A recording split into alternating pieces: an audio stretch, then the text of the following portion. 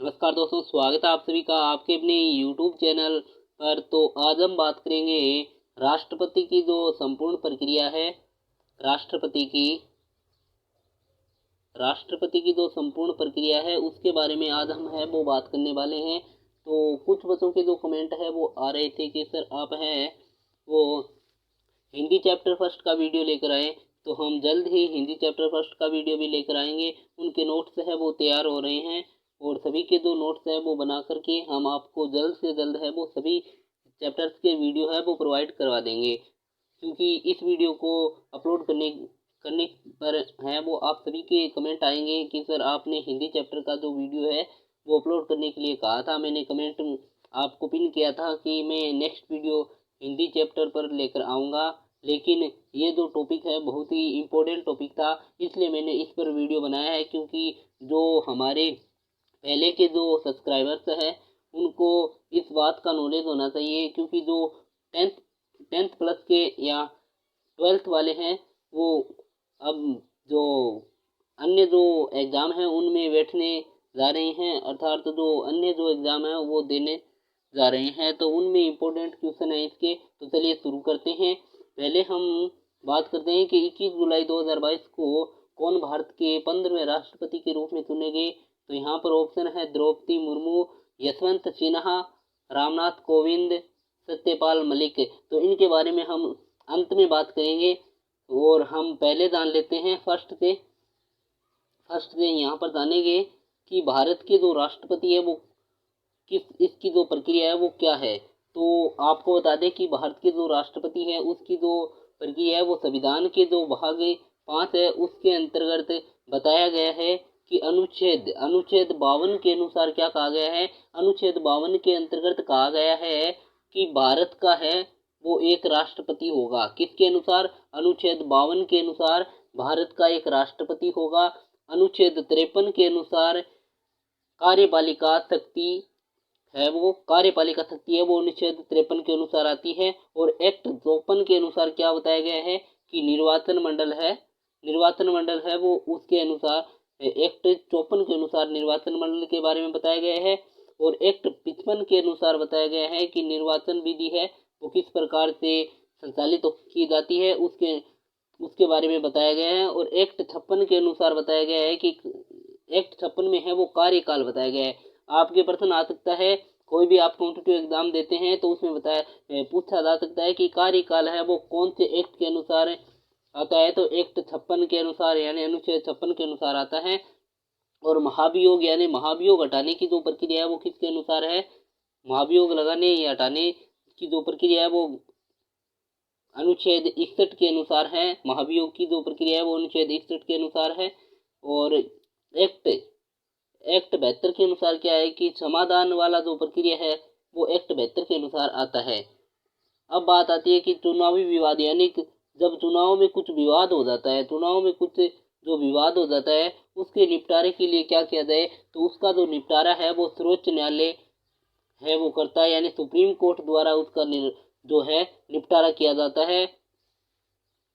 अनुच्छेद 52 के अनुसार है वो न्यूनतम जो आयु है वो 35 वर्ष है वो रखी गई है। यानी राष्ट्रपति बनने के लिए न्यूनतम आयु कितनी है?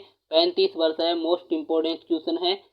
और यहाँ पर यदि प्रस्तावक की बात करें तो यहाँ पर जो प्रस्तावक है वो 50 प्रस्तावक होने चाहिए और अनुमोदक है वो भी 50 होने चाहिए। ये भी इम्पोर्टेंट क्वेश्चन है, पूछा जा सकता है। नेक्स्ट यहाँ पर आता है कि राष्ट्रपति होता है उसको शपथ कौन दिलाता है। तो राष्ट्रपति को जो शपथ है वो दिलाता है सुप्रीम कोर्ट के जो मुख्य न्यायाधीश होते हैं वो राष्ट्रपति जो पद का उम्मीदवार होता है उनको वो राष्ट्रपति पद की शपथ दिलाते हैं। और हमारे वर्तमान में जो मुख्य न्यायाधीश है वो एन.वी. रमन्ना मुख्य न्यायाधीश हैं वर्तमान में। नेक्स्ट यहाँ पर बात करते हैं भारत के प्रथम जो राष्ट्रपति है वो कौन थे। तो भारत के जो प्रथम राष्ट्रपति थे वो राजेंद्र प्रसाद थे और उनका जो कार्यकाल है वो 1950 से 1962 तक इनका कार्यकाल रहा है। और ये 2 बार राष्ट्रपति रहने वाले एकमात्र व्यक्ति है। क्वेश्चन बन सकता है कि कि 2 बार राष्ट्रपति बनने वाले व्यक्ति कौन है, तो यहाँ पर ऑप्शन में आ जाएगा राजेंद्र प्रसाद। राजेंद्र प्रसाद एक ऐसे एकमात्र व्यक्ति हैं जो कि 2 बार राष्ट्रपति बने थे।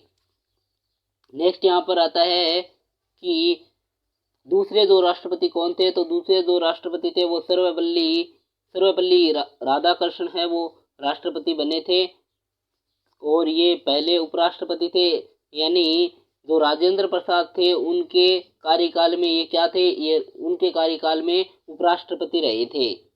और उपराष्ट्रपति यहाँ पर क्वेश्चन क्या बनता है कि पहले उपराष्ट्रपति जो राष्ट्रपति बने, तो इसका आंसर होगा सर्वपल्ली राधाकृष्णन पहले उपराष्ट्रपति थे जो राष्ट्रपति बने थे।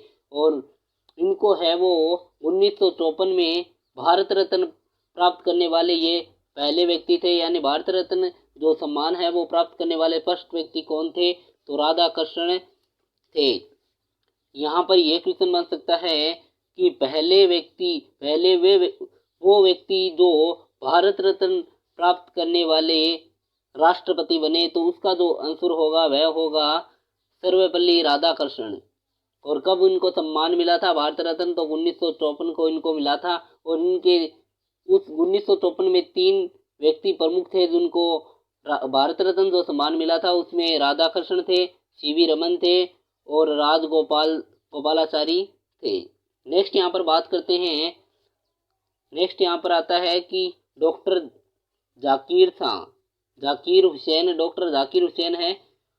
तो इनका जो कार्यकाल है वह 1967 से 1969 तक इनका कार्यकाल रहा है। और इनके बारे में भी प्रश्न बन सकता है, क्योंकि ये पहले राष्ट्रपति थे जिनके कार्यकाल के दौरान मृत्यु हुई, यानी ये पहले वो राष्ट्रपति थे जिनका कार्यकाल के दौरान ही मृत्यु हो गई थी।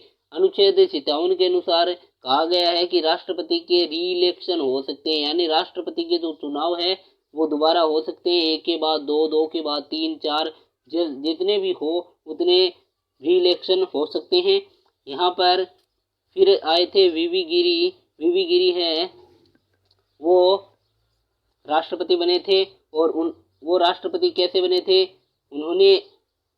उन्होंने क्या कहा था कि आपको वोट देना है वो अंतरात्मा की आवाज़ से देना है। इंदिरा गांधी जी ने ये कहा था कि आप वोट है वो अपनी अंतरात्मा की आवाज़ के सुन करके देना है। नेक्स्ट यहाँ पर आता है कि स्वतंत्र उम्मीदवार के रूप में राष्ट्रपति यानी वीवी रमन है वो स्वतंत्र उम्मीदवार के रूप में है वो राष्ट्रपति चुने गए थे। और जाकिर हुसैन की मृत्यु के पश्चात ये कार्यवाहक राष्ट्रपति रहे थे, अर्थात जाकिर हुसैन के समय ये क्या थे, ये उपराष्ट्रपति थे। जाकिर हुसैन के समय उपराष्ट्रपति थे वीवी गिरी। नेक्स्ट यहाँ पर आता है फरुखुद्दीन अली अहमद। तो ये 5वें फरुखुद्दीन अली अहमद, और इनकी भी क्या है कि पद के दौरान है वो मृत्यु हो जाती है।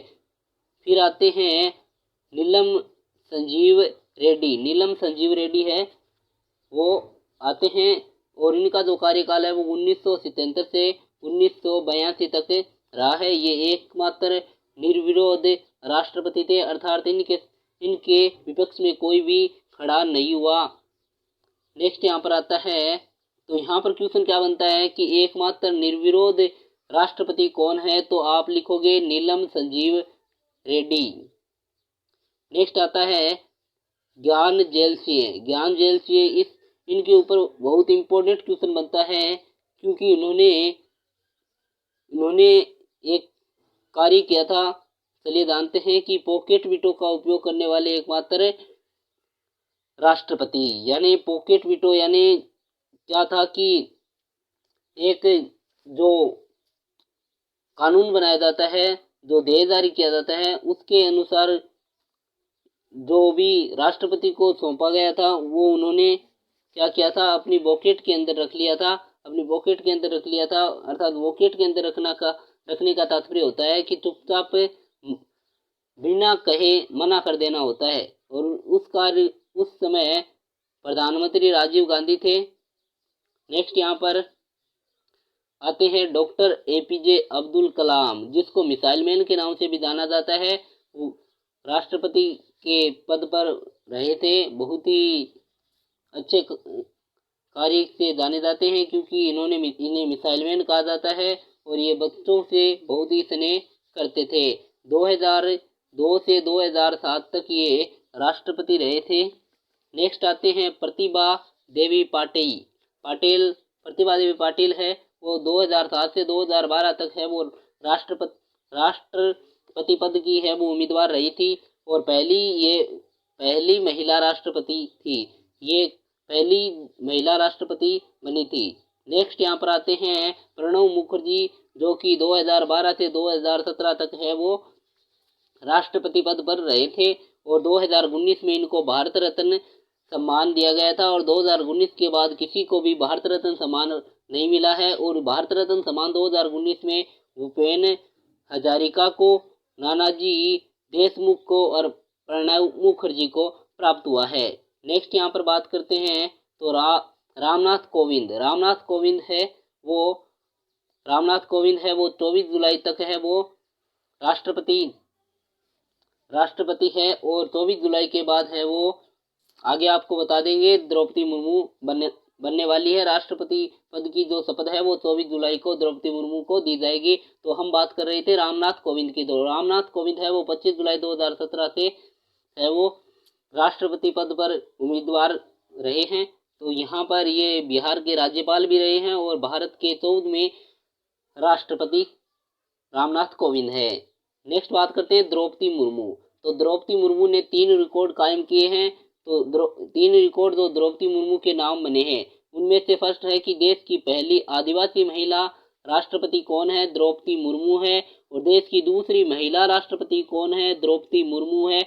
और झारखंड की पहली महिला राज्यपाल कौन है, तो द्रौपदी मुर्मू है। ये तीनों रिकॉर्ड है वो द्रौपदी मुर्मू ने कायम किए हैं। तो द्रौपदी मुर्मू जी ने ये तीनों रिकॉर्ड कायम किए हैं।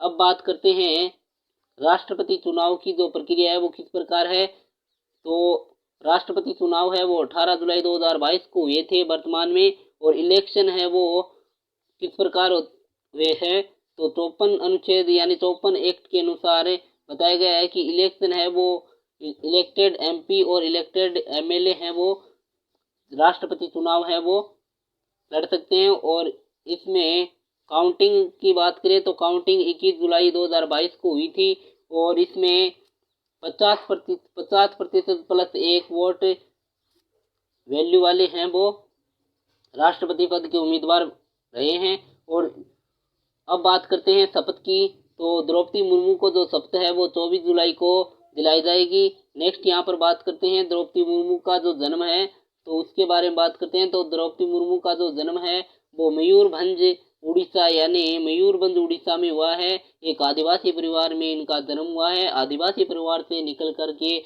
और कुछ अलग करने के लिए अब एक देश की एक प्रमुख महिला के रूप में उभर कर सामने आए हैं। और ये झारखंड की राज्यपाल भी रह चुके हैं। 2015 से 2021 तक ये झारखंड के राज्यपाल रहे हैं। और यशवंत सिन्हा को हरा करके यशवंत सिन्हा को जो है वो हरा करके राष्ट्रपति पद के उम्मीदवार बने हैं।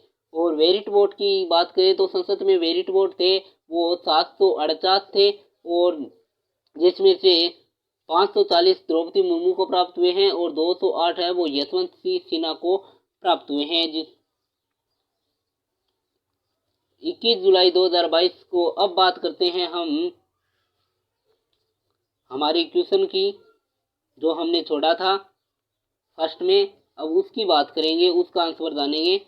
यहाँ पर फर्स्ट क्वेश्चन क्या था, क्वेश्चन था कि 21 जुलाई 2022 को कौन भारत के 15वें राष्ट्रपति के रूप में चुने गए। तो इसमें ऑप्शन है द्रौपदी मुर्मू, यशवंत सिन्हा, रामनाथ कोविंद, सत्यपाल मलिक। तो इसका जो राइट आंसर होगा वह होगा द्रौपदी मुर्मू।